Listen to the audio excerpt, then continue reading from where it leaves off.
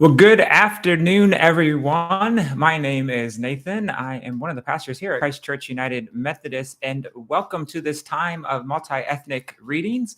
Myself and Pastor Peyton on Tuesday afternoons at about noon Eastern Time and Thursday afternoons Eastern Time. We're going to be jumping on here to offer just a couple of minutes of reading, reflecting on history, different readings related to poetry or perhaps even music. We're going to take the opportunity to just hear and extend our conversations that we're having here in the life of our church, where we are in the midst of a worship series entitled Multiethnic Conversations, Unity in Our Church.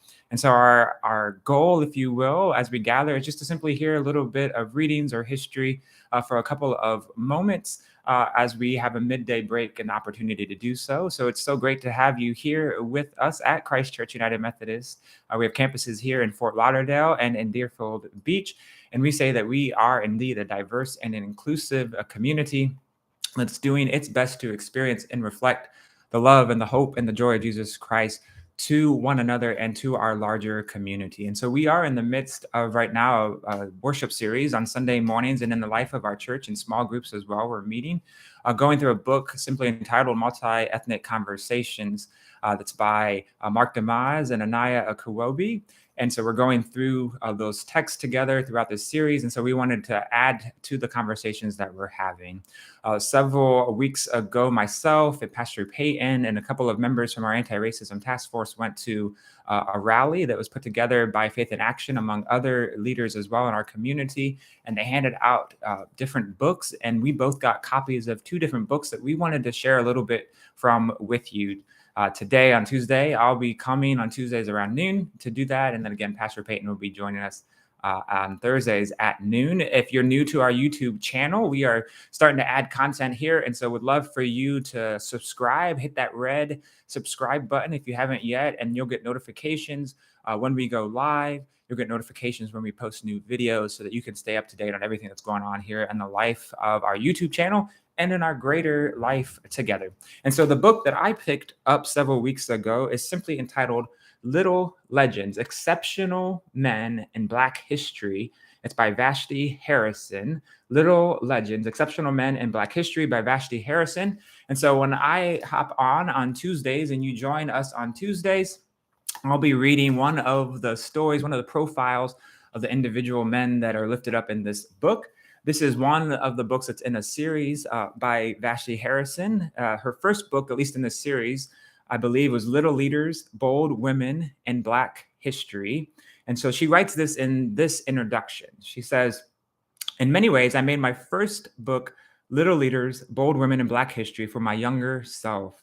I wanted to share the stories of incredible African-American women who did amazing things across different fields of study because I needed it. The book became very personal, and I connected with the stories on a deep level. And to be honest, in my research, I found book after book and documentary after documentary that highlighted the stories of men over women. So I didn't feel, she writes, I didn't feel a sense of urgency and necessity to write about them. But still, I kept hearing the request. And finally, I was able to see how I could answer. In the years since Little Leaders was published, I have worked on other projects and grown as an author and artist, and come to understand that this book may not be for me or my younger self, but that doesn't make it any less necessary. So that's the book that we're hearing from today. When I began to see it from this perspective, I found the passion and excitement to research and write and draw. I wanted to provide others with the experience I had with Little Leaders. And so I'm excited to share the first profile today from Little Leaders is from Benjamin Banneker. Here's a picture. There's a little bit of a glare. So Benjamin Banneker. Benjamin Banneker was an inventor and a farmer. And if you're new to YouTube and you have access to it, just if you want to say that you're here today, let us know that you're here. Or if you have questions or thoughts or comments, I'll put in some websites and links to different things that are happening here in the life of our church when we conclude our time here, and you can go back and look at that as well. But if you want to say hi in the comment section there or the chat section, feel free to do that as we're reading. So let's hear about Benjamin Banneker. Born in 1731, passed away in 1803. So we hear this. Although Benjamin attended school for only a few years before working on his father's farm, he loved to read and study. He became so good at math that people came from all around Maryland to test him with questions. They were amazed at how quickly he answered them. He would ask math questions too, writing them as poems. Benjamin wanted to use his abilities to help people. At 15, he created an irrigation system that kept water flowing to his farm's crops. It was so effective that even during droughts, the Banneker farm flourished. In 1753, he became fascinated with a friend's watch. Watches were rare at that time, and his friend let him borrow it. Benjamin studied the watch and eventually built his own full size clock, the first built in America. It's pretty cool. News of Benjamin's clock spread throughout Maryland, and he was approached by George Ellicott, a landowner, an astronomer, an amateur astronomer. The two became friends, and George lent Benjamin some of his astronomy equipment and books. Benjamin became obsessed with the stars, lying down outside all night to observe the skies, then going to sleep after dawn. When people saw him in bed during the day, they thought he was lazy. But of course, he wasn't lazy. He was tired. He had been up all night looking at the sky.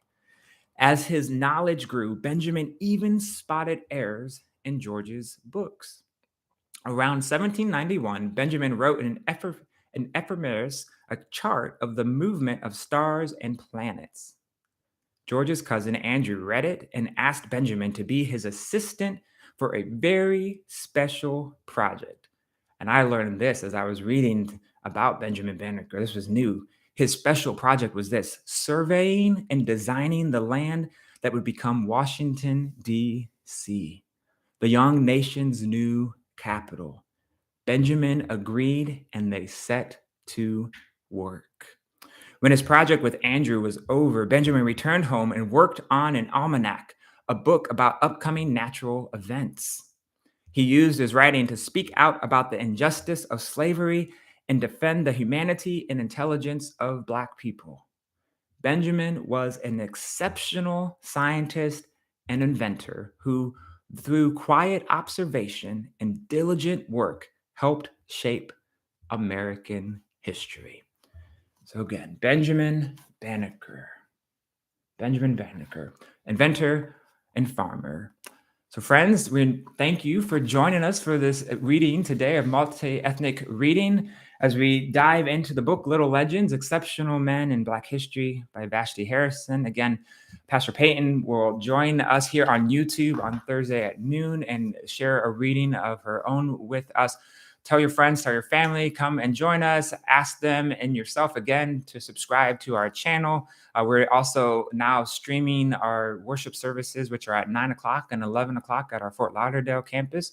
They're being live streamed, yes, still on our Facebook page and on our website, but also now here on our YouTube channel as well. So love for you to subscribe, like today's video, so that as we continue to grow our audience and our content and our congregation in this way, more folks will be able to come and to experience our diverse and inclusive community where we are indeed experiencing and reflecting the love, the hope, the joy of Jesus Christ to each other and to one another. You can find out more information about our church, our worship services, a way that we're serving in the community and serving with the community, ways that we are gathering for small groups, whether it be to discuss multi-ethnic conversations or Bible studies, things about our school, Christ Church School, or other opportunities for children and youth and adults, and so much more by visiting our website at christchurchfl.org. Thanks for joining us today, everyone. Have a fantastic rest of your day. We will see you soon. God bless you.